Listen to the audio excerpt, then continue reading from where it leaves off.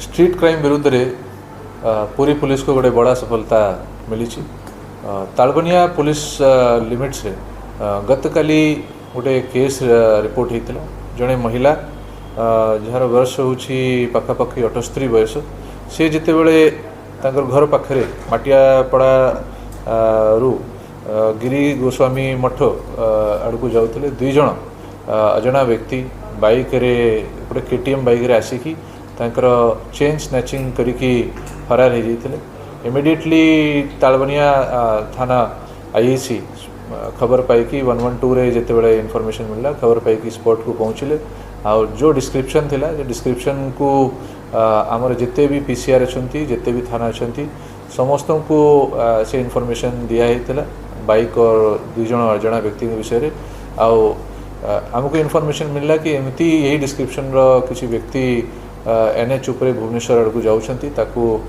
actively सत्यवादी police तरफ chess कराला आउ पिपली पुलिस फाइनली ताको इंटरसेप्ट करिकी धरिबार सक्षम होते से जिते बड़े चेज होता से समय रे से बाइक चालक जो अच्छा से आउ जड़े वृद्ध व्यक्ति को एक्सीडेंट कर देते जिते बड़े से धरा है जना पड़ा कि ये माने दुई जन अंतरराज्य लुटेरा अच्छा एमाने गोटे नुआ प्रकार क्राइम करुछंती एमाने दुई जन जाक बिहार रे तांकर मूल निवास अच्छी आउ दिल्ली रे एमाने रहउछंती दिल्ली रे मध्य एमानक उपरे मोटरसाइकल चोरी आउ चेन स्नैचिंग रो मामला आगरू रही जहाँ हमको जना पड़ी एमाने दिल्ली रू तांकर स्पीड बाइक ट्रेन रे रखिकी आनी आठी आणला परे गोटे लोकल नंबर से बाइक उपरे लगई भुवनेश्वर एमाने जिते बड़े पहुँचले 9 तारीख को भुवनेश्वर एमाने गोटे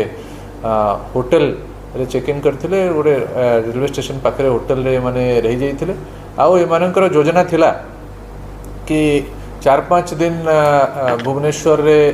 तांकर अड्डा करिकी भुवनेश्वर और आखपाख सबू जिते जिला अच्छा सेठी से माने